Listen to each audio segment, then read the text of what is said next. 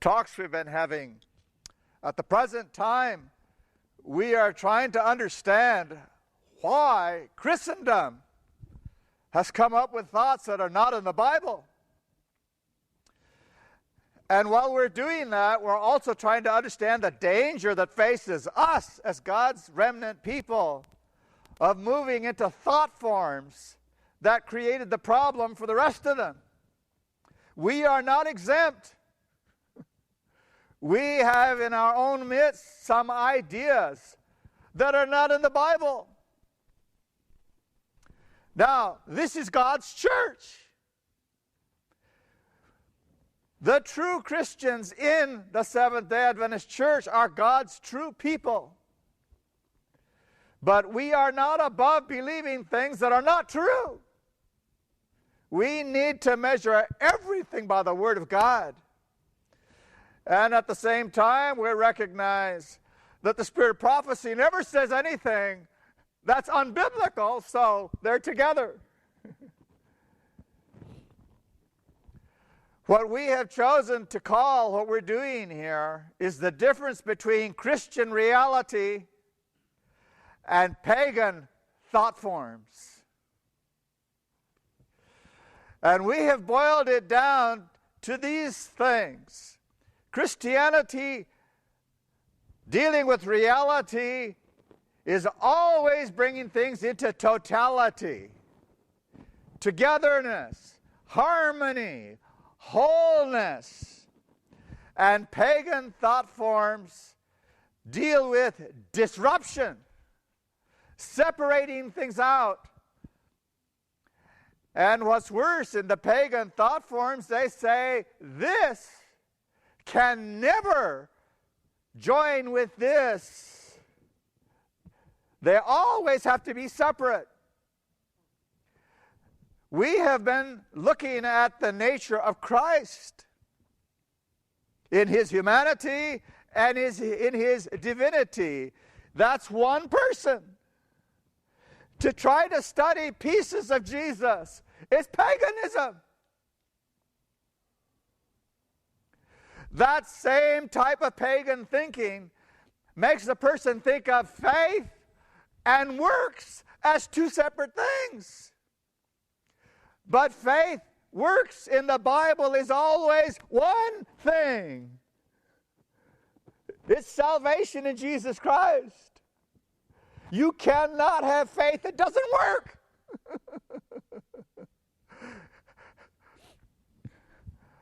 We have tried to illustrate some of this by the simple illustration of the coin. We know the coin has two sides.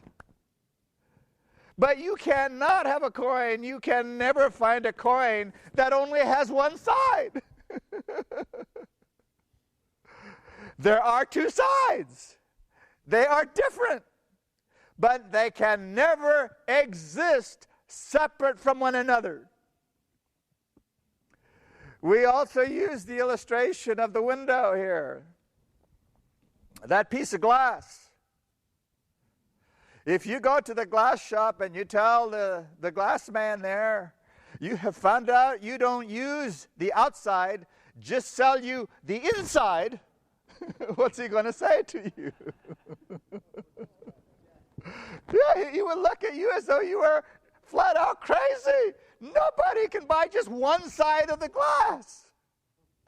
But that same man will go to church the next week and have his minister tell him, your body and your soul are two separate things. That is just as crazy as a piece of glass with only one side. And so we are looking at this pagan thought form, which is in philosophy called dualism. Two things that are always separate and never, never can be together completely. They're always separate. Christian realism is called monism, wholeness, one thing. Now, we have gone back into some of the history of philosophical thought to show where these thoughts came from and who brought them out in different places. We have discovered that the devil used the East to introduce this concept of separateness. Those thoughts crept over into the West through the geniuses of the Greek culture. Now, we say through the geniuses because it was not the Greek way to think of things that could exist separately. They were realists. The Greek people, the Ionians, the early Greeks, they all believed in totality. So when the scholars today say the Greeks were dualists, no, they weren't. That's not true. Pythagoras was, but he was not a normal Greek. He was a genius. Plato was a dualist, but he was not a normal Greek. Aristotle went both ways. We'll talk about him maybe. So the point I'm making here is that the genius Greeks were not a product of their time. They were ahead of their time.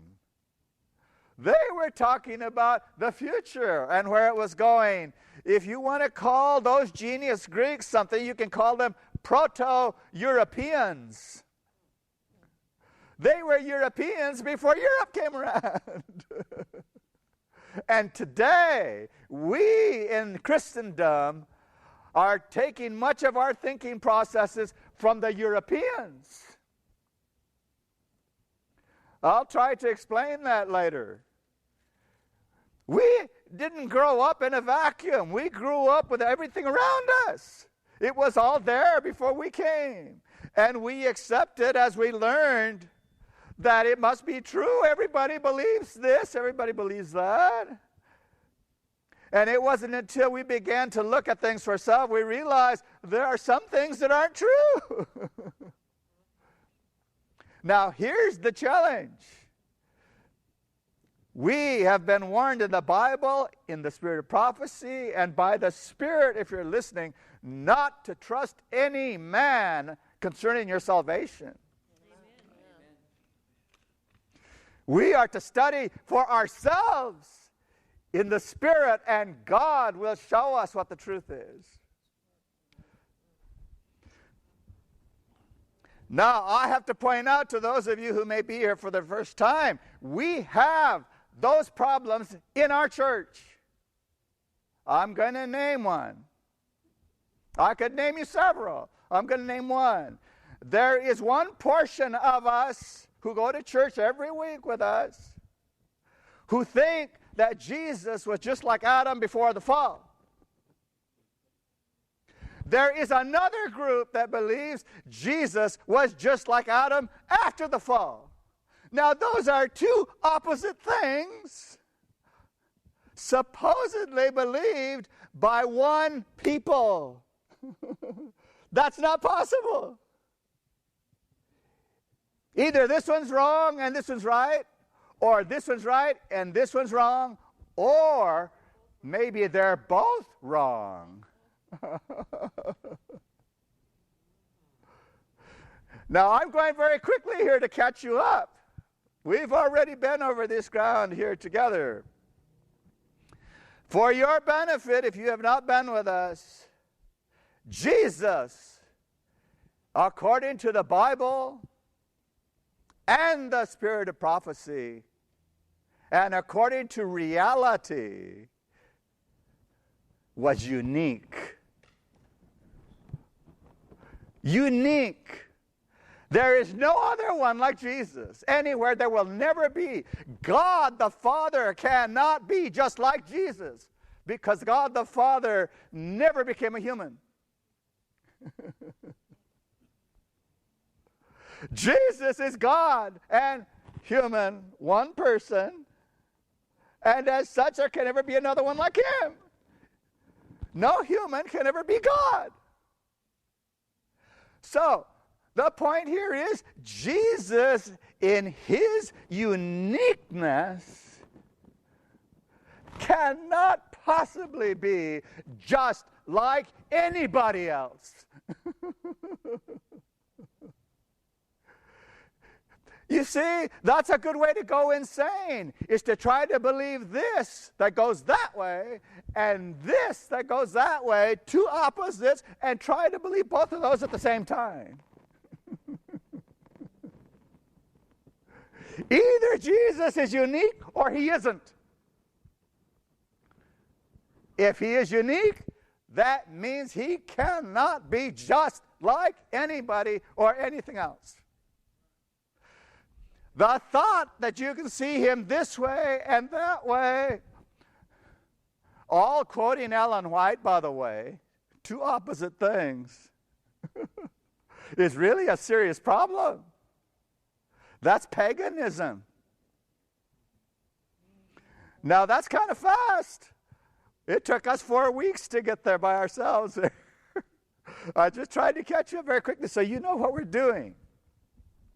All right. I would like to read something, I think I will, from the Spirit of Prophecy. I'm not going to cover that subject again. We have quoted many, many quotations to show that's what Ellen White teaches as the same as the Bible does. But I want to read something else just now in a different vein. This is found in Country Living, page 15.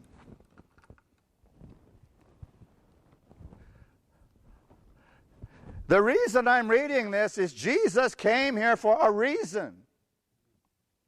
He did not come to show us how Adam lives after the fall. He came to show us what a man looks like that's connected to the Father. Okay? Now, I want to read this statement now in Country Living, page 15. He, Jesus, came as God's ambassador to show us how to live. So as to secure life's best results. What were the conditions chosen by the infinite Father for his Son? A secluded home in the Galilean hills. A household sustained by honest, self-respecting labor. A life of simplicity. Daily conflict with difficulty and hardship. Self-sacrifice. Economy. And patient, gladsome service. The hour of study at his mother's side with the open scroll of Scripture. The quiet of dawn or twilight in the Green Valley. The holy ministries of nature. The study of creation and providence, and the soul's communion with God. These were the conditions and the opportunities of the early life of Jesus. Now, this is the way God designed humans to live.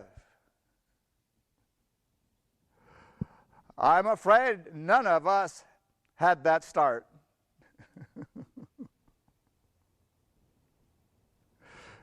Do you remember sitting at someone's knee for an hour every day studying the Bible? We really missed out, didn't we?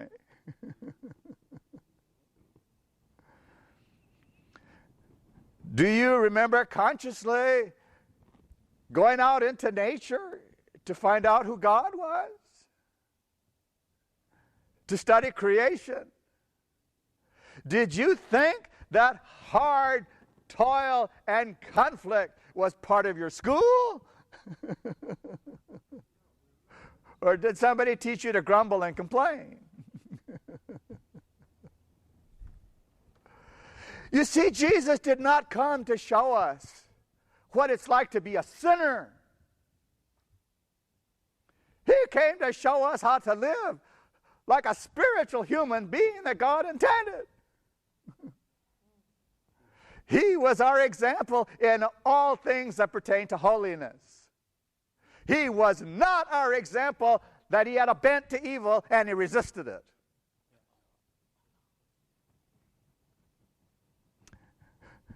Now, these things that we have taken just a few moments here to explain take no more than that.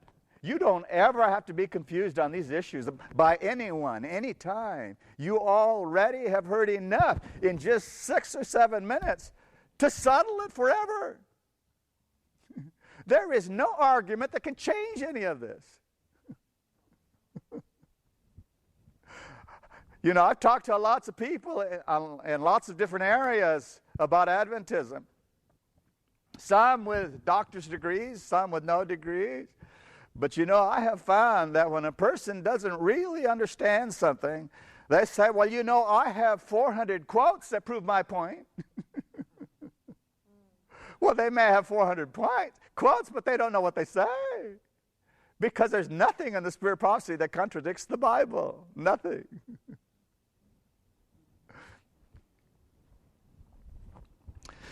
All right, I invite you to go back and read this page very carefully. Think about it. See where you fit in it. Because if that was God's plan for Jesus, maybe it's God's plan for us.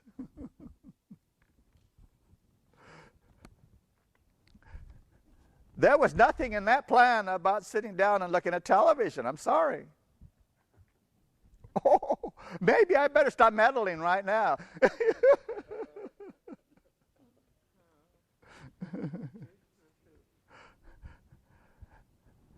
I don't know if you heard it, but the key word in all of that was service. Not for self, for somebody else.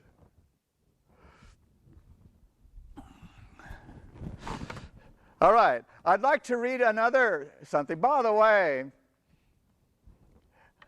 I'm not going to ask you what you're doing these days, but I hope that when you get up in the morning, the first thing you do is talk to God before you do anything else. And then set aside some time before you get busy doing things to study His Word. Have Him talk to you through His Word. You won't get confused that way. But I also suggest that you find some time during that day to read some of the Spirit of Prophecy. The morning's the best time, but, you know, I don't know how you work things out in your life. I'm going to suggest that from now until you get it done, that you look in volume 5 of the Testimonies, beginning with chapter 53, and read the next 3 chapters, 53, 54, and 55, and see what God tells you in those 3 chapters.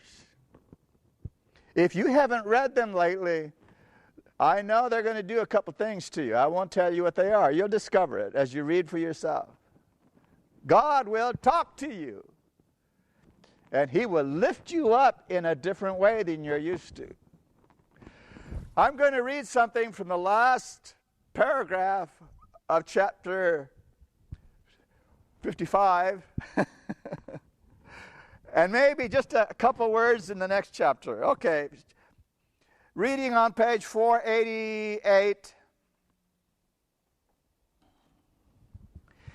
If our lives are filled with holy fragrance, if we honor God by having good thoughts toward others and doing good deeds to bless others, it matters not whether we live in a cottage or a palace. Circumstances have but little to do with the experiences of the soul. It is the Spirit cherished which gives coloring to all of our actions. A man at peace with God and his fellow men cannot be made miserable. Did you hear that? That's God talking. He just said to your soul, you cannot be made miserable if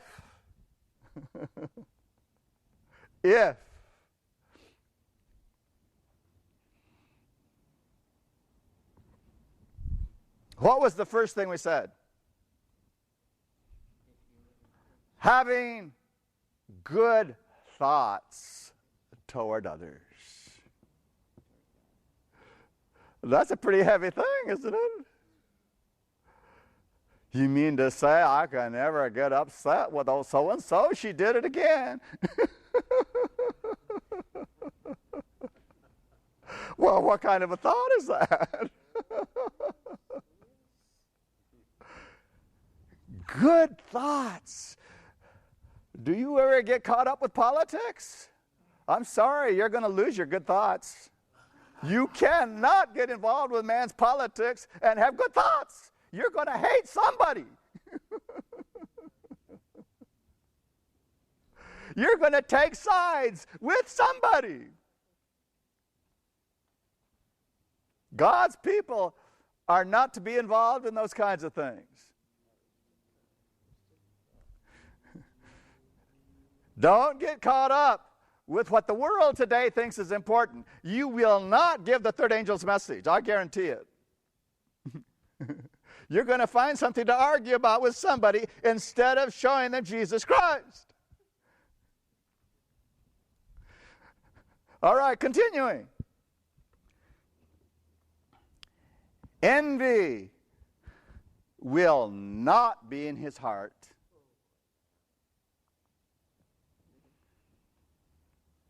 Evil surmising will find no room there. Hatred cannot exist.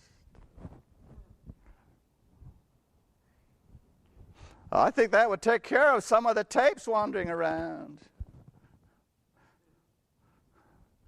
Some of the magazines that are out.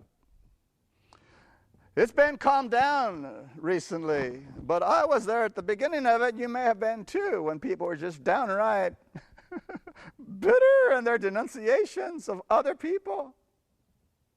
That is not a sign of love. It's a sign there's something really wrong with the spiritual life. The heart in harmony with God is lifted above the annoyances and trials of this life. But a heart where the peace of Christ is not is unhappy, full of discontent. The person sees defects in everything.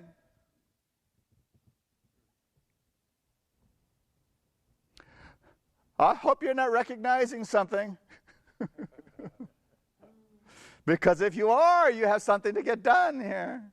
You need to repent before God and say, you know what, I have been sinning. I have not been showing to the world a contented person. Happy in Jesus. Continuing.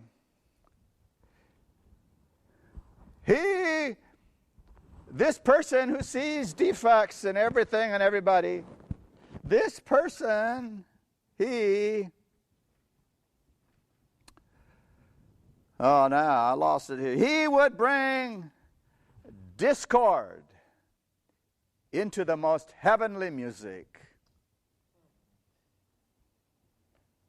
Can you imagine if a person who's going around looking for things that are wrong in people getting into heaven like that? The minute they stepped in, they'd destroy the place.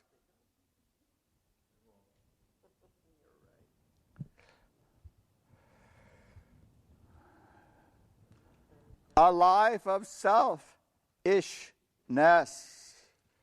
is a life of evil.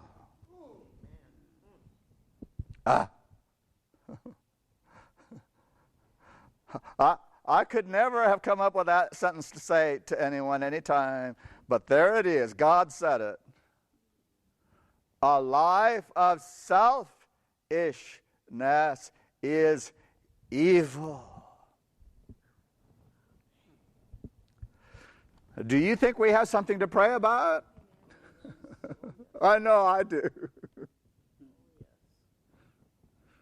Do we have something to ask God to deal with in us? We can't do it. You know, we have settled down as a people into thinking, the temple of the Lord are we? The temple of the Lord are we? The same thing the Jews did. We're God's church. What could go wrong? Well, it's gone wrong.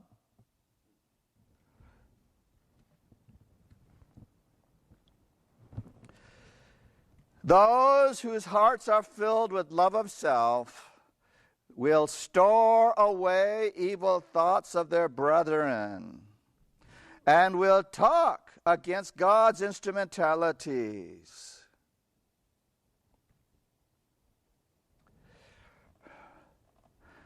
Let each one who claims to follow Christ esteem himself less and others more.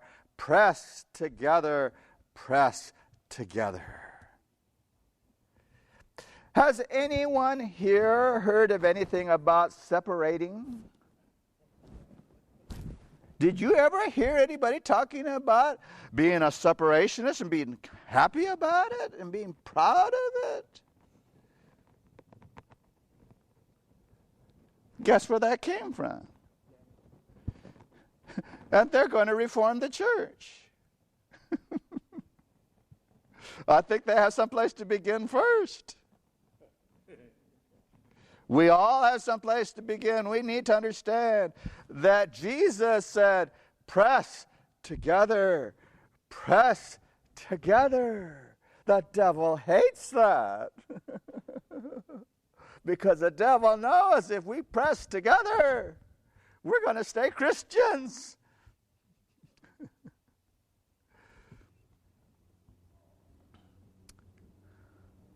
Jesus said, may they be one even as we are one. Okay? Now here's where I wanted to get to. When death claims one of our number, what are our memories of the treatment he has received?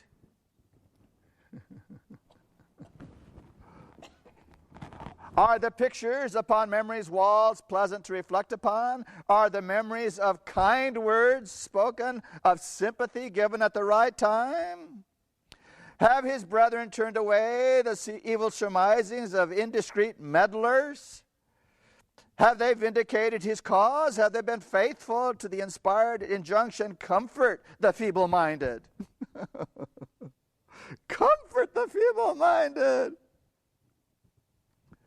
Support the weak. Do we think there's somebody out there that's weak and just don't understand things? What are we supposed to do with them? We're supposed to go pray with them, not write a paper and send it around.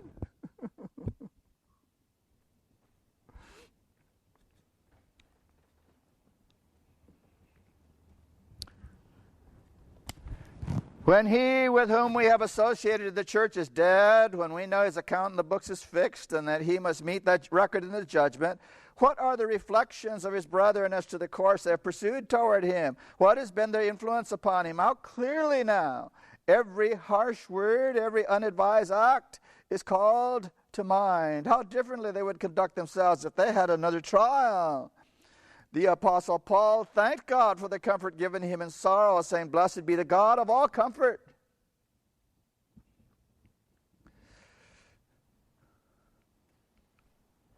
Let us so order our conduct that the pictures hung upon the walls of our memory may not be of such a character that we cannot endure to reflect upon them.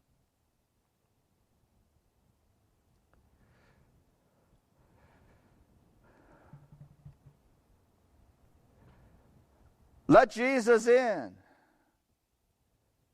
Then his love will flow out to others through us in tender words and thoughts and acts. How many loving words are spoken of the dead? You've been to funerals, haven't you? Do you hear people at that funeral going around saying, what a miserable so-and-so that was? Oh, they really... People don't do that at funerals, do they? Everybody's trying to think of something nice to say and think. The person's gone now.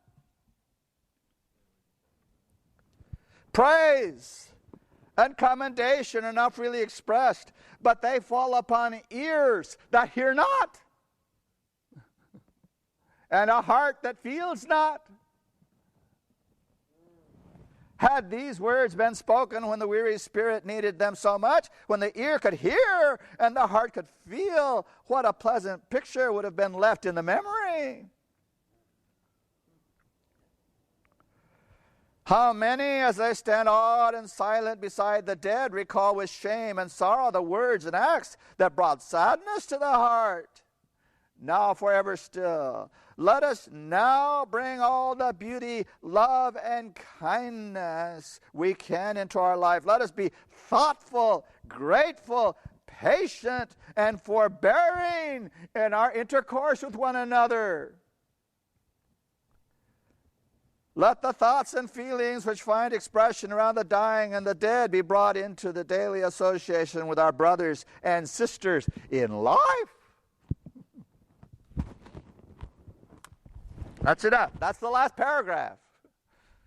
I invite you to read those 3 chapters carefully. See what they tell you. We have a life to live as Christians. And it's not to be theologians. The theologians are creating the arguments among us. Yeah, they're saying, we know, we have new light, we're going to reform, they have a whole list of things they say. But they leave something out. The love of Jesus. It's always missing. I learned what to look for a long time ago and said, well, I have to be careful here. I can't talk to everyone as though they're converted people. I learned that one too. Not everyone in our midst is converted, not even among the ministers. Now that doesn't mean we shouldn't listen to the minister, because he has authority from God to speak on his behalf. And we're supposed to listen as though we were listening to God telling us something through his word. Forget the minister. Stay with the word of God. If you turn your ear from hearing a minister because you don't like him, you're doing evil. Yeah. In the next section, I'm just going to give you a preview of the next section. Ellen White talks about how parents train their children. The parents say, I want to give you Bible studies. I want to pray with you. I want you to be nice and kind and all that. And those same parents may, after church, go home and laugh at what the minister said or how he said it. And what are they teaching the children? To laugh at the minister. They're not learning. This is the representative of God, no matter who he is. God has given him a position to speak for him. And you need to respect that man. And you need to listen as though you were listening to what God was saying so you can study something. Okay? By the way, that's what's wrong with sleeping in church, because if you sleep in church, you're not hearing God at all. You're asleep. That whole section, that last section, is about how we are to be in church. And most of us know how we're supposed to be in church, but we don't do it anymore because we don't see very many other people doing it. Do people today come into the church and the first thing they do is bow and pray? Or do they start talking and gossip? Do we sit in church meditating, waiting for the service to begin? Do we pray for the minister before he comes out that the Lord will speak through him? Are we praying that we will receive what God has for us this day, that we may be blessed by his word? Do we sit quietly, reverently? Do we leave after church the same way? Some of us who've been in the church a little bit longer remember it used to be that way in some places. You might want to read that next chapter too. that chapter says some things. Okay, I wanted to do those things because we are in danger here, even among us in this setting, of just dealing with intellectual subjects. I don't want to do that. We want to keep it real and practical. Real godliness. Let's go after it and let's do it. All right, let's look at our subject a little bit. We are dealing with dualism, particularly the dualism of body and soul, because we understand that. And if we can see the issues there, we may be able to transfer that knowledge into other areas of Christianity that we may not be so clear about. Okay? So, let's go back to that person who died. A child sees his mama die. Now, does that child immediately think, well, just a part of her died?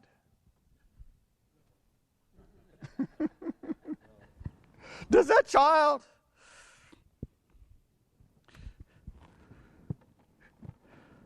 come along and think, it's not really so bad because part of her went off someplace and she's still alive? I have never met a child that thinks that way. I don't know about you. It doesn't come to them. They are realists. They know my mother is dead. She's gone. And there's something about it that hits you for the first time. It is so final, and there's nothing you can do about it. A child senses that reality, and that child will be okay until a dualist comes by that says, oh, it's okay, your mama's in heaven. And now that child is getting really confused. So what are you telling me? She's dead. Pagan dualism. We teach it to the children right away in the wrong circles.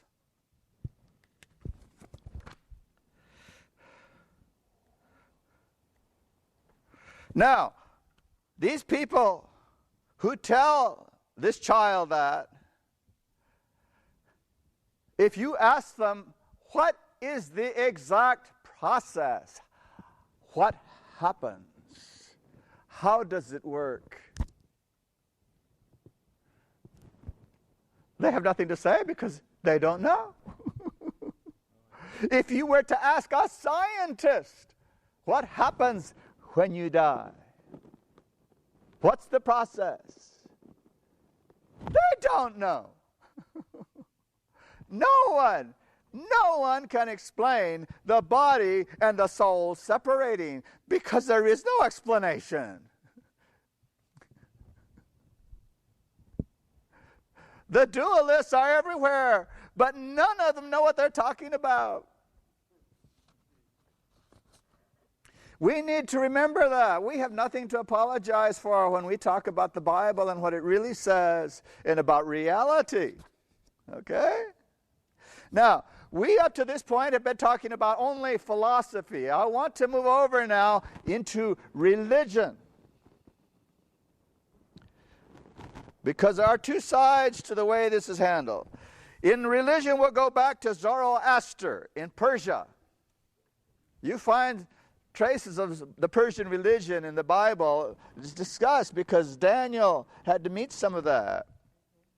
The Zoroastrian religion believed that there were two basic things. One was good and one is evil. One is light and one is dark. Now, there are a lot of things we could talk about here, but we just want to remember that much. They separated it into two things that are always separate. They never come together. Now, that was a long time ago. We mentioned Pythagoras on the pagan side, but it developed in a religious system too. And in that system, as all dualist systems, there are three things they always did. They depreciated the practical, that is the everyday. They set aside the corporeal, the material world.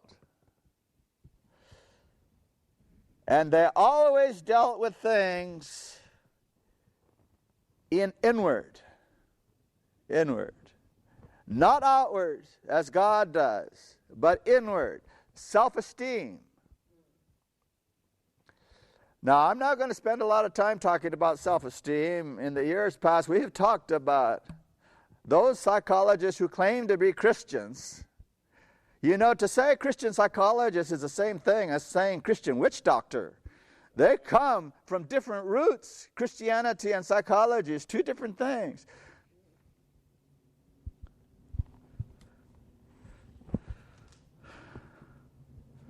Pythagoras said the soul is the divine essence which comes to a person from before the person was born. So the soul had to be out there first. And they said that soul now comes into the body at the birth of the human being, and that body is a punishment for the soul. So when the soul came into the body, it had done something bad already and had to come into the body to work it out. And in that body, if that person did something wrong, say beat somebody, when that person died and the soul was free, the soul would have to come back again in another form and itself be beaten. There was a system of retribution and justice. And the soul had to keep doing that over and over and over in this pagan thought form. It was called a series of existences. Now, before we go too much further, I want to define a couple terms here. One is realist, and the other is idealist. We know these terms, but we need to understand them a little more clearly before we go on here. The realist is interested in activity. You see, pure spirit's not interested in that. The realist is interested in activity. And because of that activity, the realist is interested in others.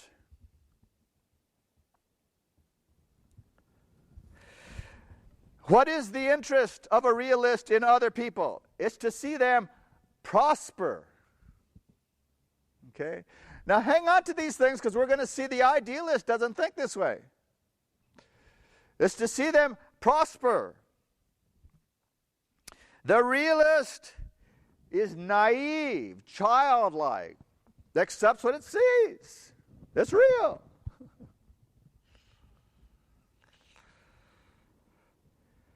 The realist believes in the individual.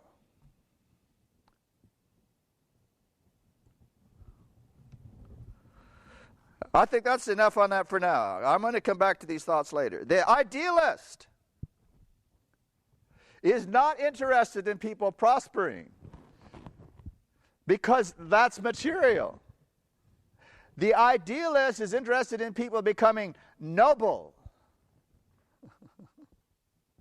The idealist is interested in liberty. That's a noble thought. The idealist is seeking after perfection. The idealist has to stay dignified, and there has to be some sort of control. Now, the way I have presented these to you, you may think these are two opposite things, but they are not. They are two different things, but when a person becomes a mature person, there is a combination of these attributes. See? The realist stays a realist, but he's also an idealist, interested in not just prosperity, but in nobility at the same time, keeping it together.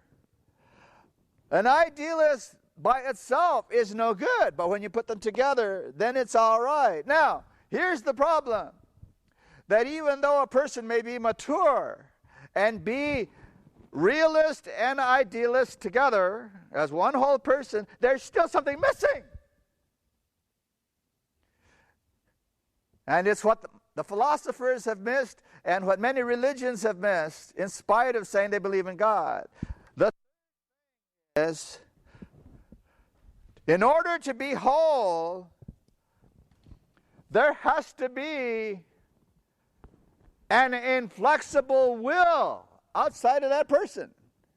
An inflexible will to defy man's proclivity to indulgence. A realist and an idealist alone will never resist that. So man, to be whole, needs that inflexible will to keep him in the right place. What are we going to call that corrective to the realist and idealist? Well, the philosophers knew what to call it, and I think we should call it the same thing. It's called sacred duty. Sacred duty. The pagans can't go there. There's no such thing as sacred duty to them, except for one reason: selfishness. The selfish reason that the elite do something right is so that they will please the gods. And if the gods are pleased with them in their elitism, in their contemplation, in their thoughts, then the God will make them eternal in their thoughts. In other words, they will survive and become like the gods because they are the thinkers. Ordinary people don't get that invitation from the gods, according to the genius Greeks. Only the ones who know how to think. Now, I'm going to move ahead here because we don't have a lot of time. I've changed the format here. I want you to recognize something right here because we said it. Those contemplators said this is the most valuable thing that we have as humans, and it's all that survives is that contemplation, the thoughts, the soul. The body dies, this goes. Well, since the only thing that goes is that contemplation ability, that means whatever you do in the body is worthless. That's for slaves. Well, now you know where slavery came from. Slavery is for those people that don't know how to think. Slavery is for those people who will never become a god. Slavery is for that dumb body.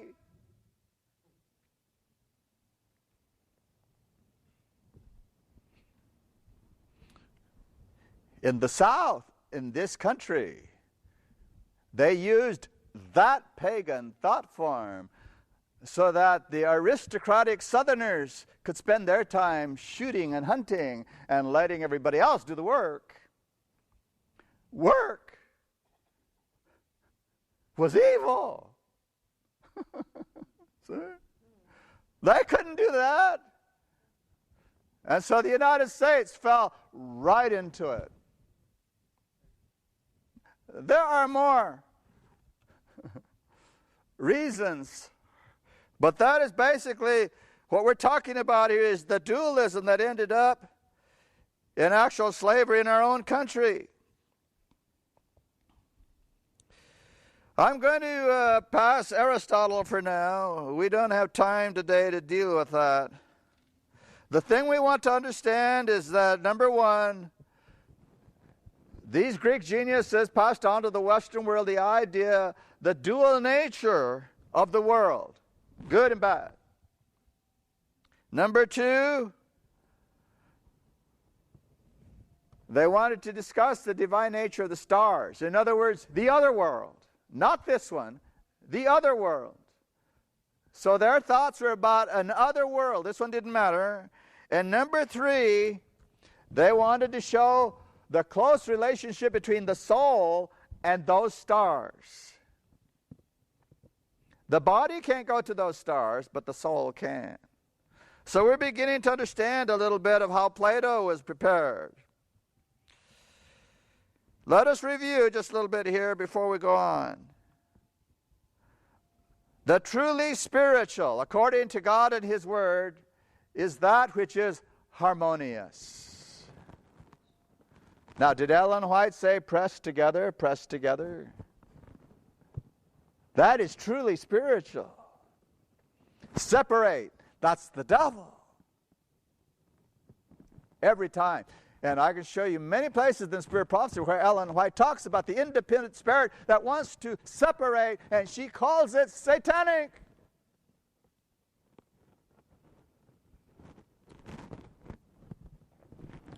Press together. All right. Plato is the one who turned dualism into a real system. It was no longer just what some people thought. He turned it into a system of elite intellectualism. He said, God only created good. And he doesn't explain the next step. He says, you cannot have good without bad. And you know, there are people today who believe that. After Hegel, the philosophers believe it. But you cannot have good without bad. And since you cannot have good without bad, that means evil will never end. Do you recognize it? Everlasting burning hell? You think the church has invented that? It's paganism. The pagan elite talked about that a long time ago. Now, he says, we will become like a god in the spirit world above. But then he ran into a problem. He ran into several problems dealing with this. And so this soul, how are we going to deal with the soul all by itself as something separate that can never... So he said, well, here's the solution. There are two souls. Two souls. One soul which is superior and it rules.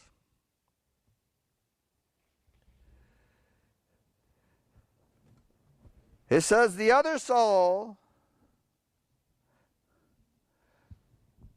joins with your belly. And that soul does what the body does.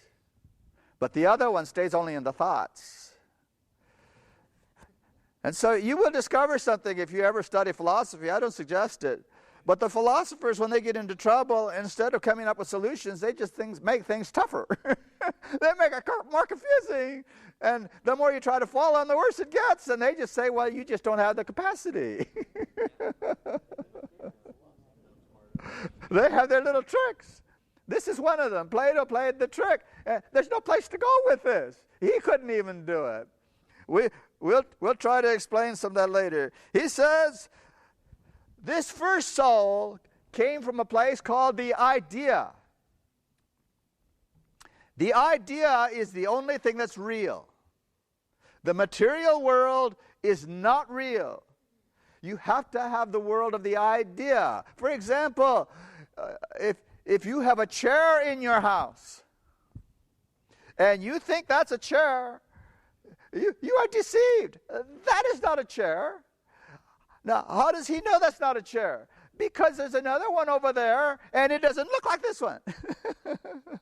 Both of those can't be chairs. And he says, and there are 50 50 billion of them all around the world. How can you tell me those are all chair? He said, but there is one real one. The idea, the perfect chair. And all of these are just shadows of that perfect one. So he says, there's only one real soul. The world soul, and your soul came out of that.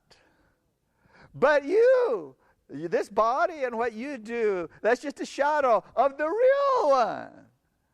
And when you die, it goes back. Now here's the problem. That when you go back, you don't remember anything. So he covered himself again. Now I want to know something. Someday maybe I'll get to ask him a question before it's all over. I would like to ask the question, how do you know you don't remember? You've never been there.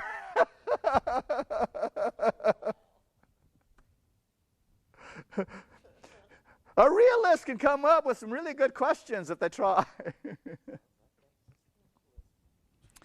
Well, he says, in this way, there is a preservation of the whole.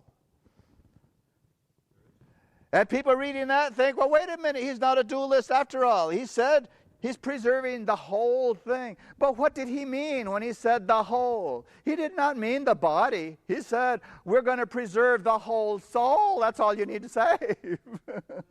The body's not worth saving. So again, you have to watch. They have fooled a lot of modern philosophers today because they mistranslate what these geniuses were doing. And even so-called ministers who have studied in seminaries get all messed up. Martin Buber was one of the big names in Germany who absolutely tore up theology by misreading what Plato and some of the other ones were doing. So, what do we come to here? The soul conserves its identity, according to Plato, as a what? It has no body. It has no space relationships. It has nothing. It's just a spirit, pure spirit, whatever that is. And so I want to ask you a question. What has that saving that got to do with saving a human? There's nothing human about it because there's nothing human that's been saved. So let's get our terms right here. According to Plato's way of looking at things, pagan thought forms, salvation, the identity that's saved, is non-human. It is impersonal. And that's what the devil is after, is to turn you into a non-person. That's what he's always been after. You as an individual don't matter. The devil has invented a system that philosophy brought through that says, save the species. If you have 1 billion cicadas flying through the air, what difference does it make if 10 of them die? Save the species. Why do you think the devil put evolution in this world? It's to teach this philosophy. The individual means nothing. Save the human race. Save America. Save whatever you want to. Who cares if you kill a few off? They don't mean anything. Pagan philosophy. Now, how many churches are teaching that today? Send your boys off to war. Let's save the country. What war? About what? Oh, terrorism. Oh, yeah, that's a war. Now, I'm not talking politics here. I just want you to think. How is anyone going to stop terrorism on this planet? Tell me. If there are two human beings, you still have the potential of it right there. There is no way to stop terrorism as long as there are human beings around. It's an impossibility. It's a bad philosophical understanding of human nature. So, our whole world has been turned inside out with some really bad thinking. And of course, a lot of this is fostered in the pulpit every Sunday by teaching things the Bible never said, making values out of things that are no values in the Bible, and letting go of things that are values in the Bible. The basic dualism, of course, is taught there every time a person stands in front of a minister, is the immortal soul. Yeah, if you're immortal, now you get to suffer forever, or you can be in heaven forever. But evil never ends. Did you get it? That's exactly what the philosophers taught. Evil can't end because good is there. So all of these dualistic concepts begin to come together in strange places. They're in politics, they're in religion, they're in philosophy. We were all educated by our teachers who didn't understand what all this was to think like dualists. And if you ever felt confused in school, maybe you're beginning to see some of the reason why. You were a realist, and they tried to take it out of you. And maybe some of us, they already did it.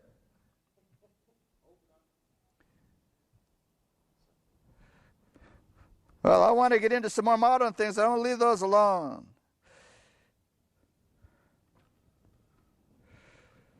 Reason is hostile to passion, according to the pagan thought form. You recognize Spock? No passion in Spock. That's no good. It's got to be pure reason and logic. Passion is evil because that's part of the body. And so we can see here the person who claims to be immortal is following this whole plan. That person who claims to be immortal through their mind, through their soul, through their thought processes, is dealing with what the Bible calls self-sufficiency. This person says, I'm immortal without God. I'm immortal without Jesus Christ. Well, that completely destroys the plan of salvation. And where are the churches today? What do they believe? I mean, you talk to your neighbors up and down the street, they all believe in an immortality of the soul. Where'd they get it from? Well, they think they got it from the Bible. It's not there. It's from paganism.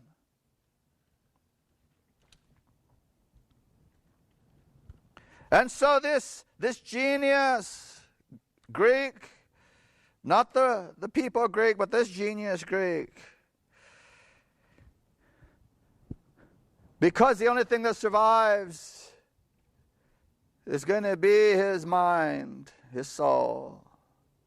The body doesn't mean anything. Even what you do here really doesn't mean that much. You're going to die, that's that. But this mind, if it goes, he has only one interest. And that interest is not to be good. His only interest is to be intelligent.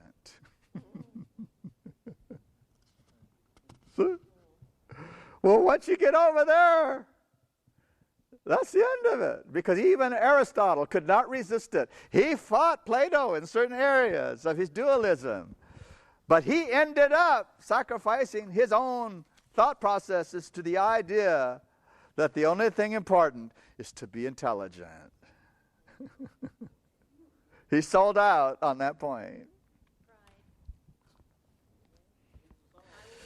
All right, we have enough time here to discuss the last little portion for today. Plato realized that once he got to a certain place, that there was a problem created by the dualism he was working with. And the problem was the union between the body and the soul. Now, he couldn't deny that there's a body, and he couldn't deny that there's a mind working in that framework. So he had to figure out a way now to deal with this. We have two separate things that apparently are not always separate.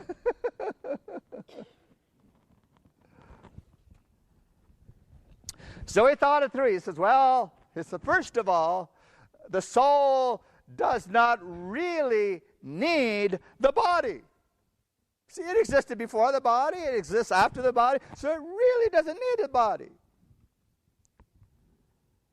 The soul is independent. So he says, well, one part of the soul then is immortal, and another part of the soul is mortal. The part that you see operating in the body, that can die too. So he said, but the immortal part, that can never die. And that immortal part is that intellectual thing. So Plato developed a system where there's contempt for the physical, the particular, that's something we're going to talk about, and the outward.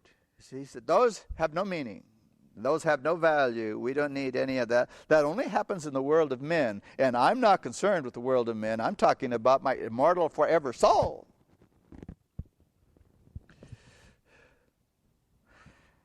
He said, only at death can a soul really understand what everything's about.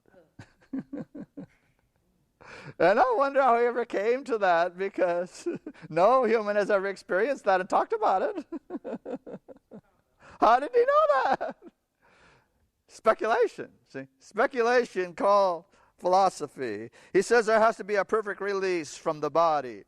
All right, that's all I'm going to say about Plato for today. I want to contrast this with the Bible so we understand where realism comes back. How does the Bible deal with the body? Let's just look at that for a moment. Body, soul, always together, but with the body.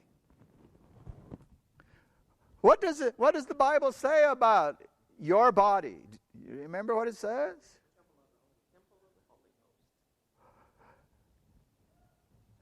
The Bible says your body, not a soul, not a spirit, not something you think about, but your body is a temple. It seems to me that that's something very important. Temple of what? Of God.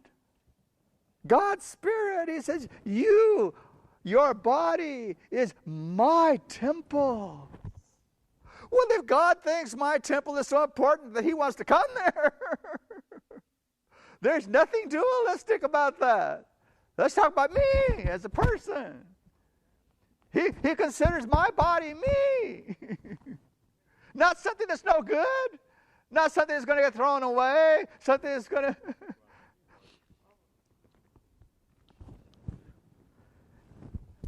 Now for the ultimate thing for a Christian to understand. When Jesus undertook the plan of salvation, how did he come? A body thou hast prepared for me. Oh, what can be greater than that? God thought in the plan of salvation it wouldn't work without the body. Jesus took the body. That's against all those pagan philosophers and all the pagans in Christendom today. I don't know how they could teach the incarnation and miss the point that Jesus took a body.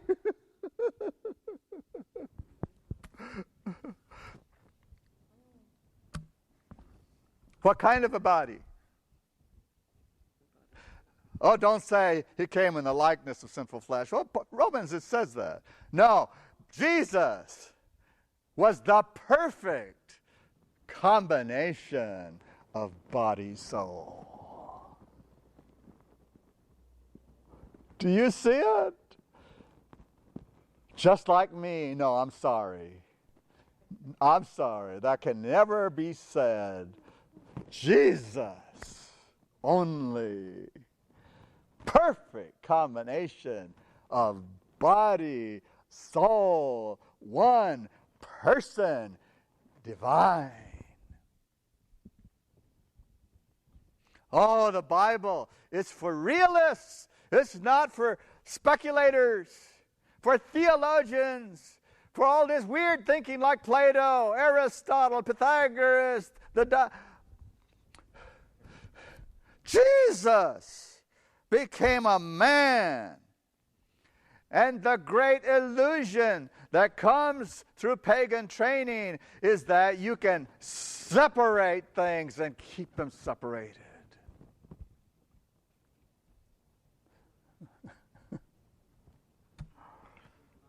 He still has his body.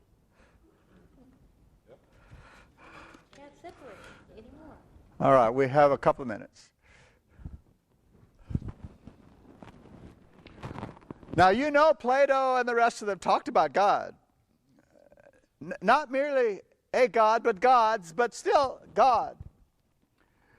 And they all pretty much came up with the same thing. They said, you know, God, since he is perfect, and he existed before creation,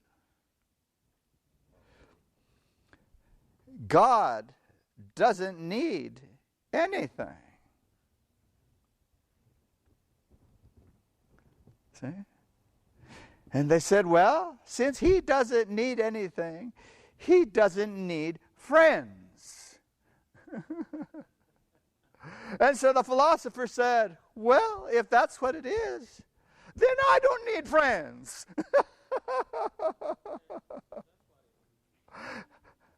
So being a loner is a pagan philosophy. According to God's reality, we need everybody. That's where soul winning comes from. You know, the Bible says we will have a reward. We will have a reward in heaven. And everybody starts counting. Well, I want 6 houses. I want 14 cars. I want 3 horses. Well, no, that's not what he meant. He says, your reward in heaven would be great. Well, what's my reward, Lord? What's my reward? The joy of seeing the people you help save in the kingdom. You're going to have so much joy you won't be able to stand it. Seeing souls won. That was the joy of Jesus. You're going to have the same joy he has.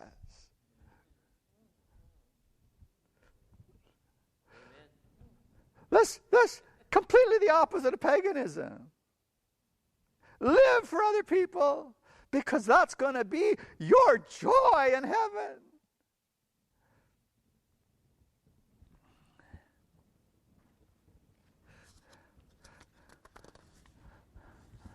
Well,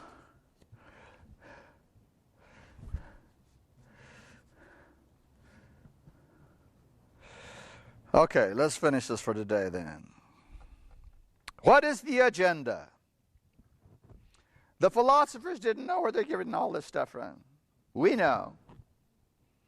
Satan was setting up a world to run his way through those philosophers. And through them, he brought it into the Christian church. So he was largely successful. He got it in.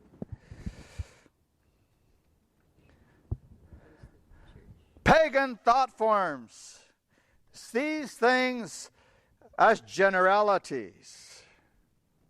The general. That's where they always start, is looking at things from the general. The species. Christian reality always starts with the individual.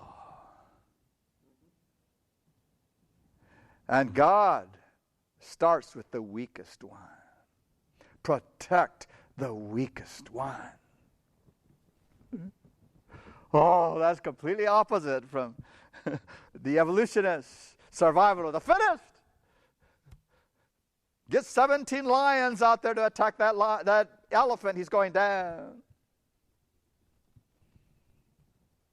No, Christian reality is save the baby elephant first. Who's that baby elephant? It's you and me. Yeah. That's reality as far as God is concerned. The specific, the particular. The devil says the general, the species. In the moment that we're closing here, I need to give you something you can get a hold of here. I don't like to deal with just thoughts. We need to see how it works. When you tell a person who doesn't want to know about the Sabbath, where do they retreat? I just heard it this week. Doesn't matter what day. It doesn't matter. Sabbath is a general thing. There's nothing particular about it. I heard two young fellows this week say, well, today is my Sabbath. And I looked at him, I said, really? What about tomorrow? He said, yeah, that's going to be my Sabbath too. And the next day, every day is my Sabbath. And I had a nice conversation with him, but he couldn't understand. God is particular, specific, concrete. The seventh day. You can't take another one. That's it. The seventh day. I said what I mean, and I mean what I said.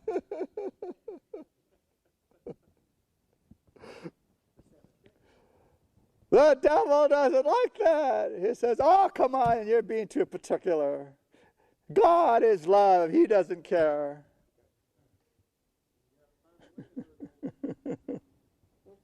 Yes, he does care. Why'd you say it if he didn't care? Pagan philosophy says, I'm going to heaven, I just need to try, that's all. No, God didn't say you need to try. He said you surrender your life to Jesus Christ. He'll make it work. Jesus is the only one that knows what's happening. He's not telling us to surrender to him so we can be slaves. Yeah, I know the words in the Greek, but that word doulos does not mean dumb slaves. It means your willing service.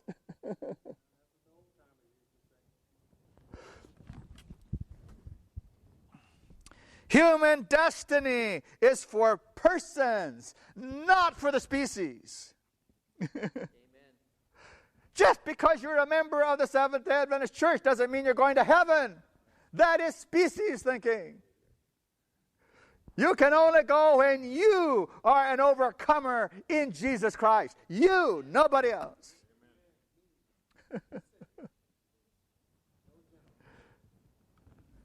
God values the individual.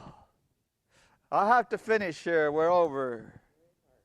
God is not interested in classes or categories.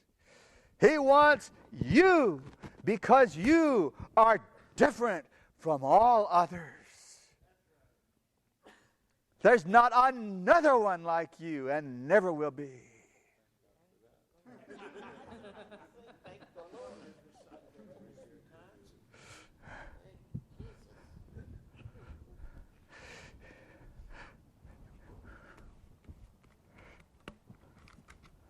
All right, we glommed onto a thought here that we needed to get to. Remember this, because we're going to follow through this thought about the individual, about the particular, about the concrete, about the specific. This is who God is. The devil does things by automatic principles.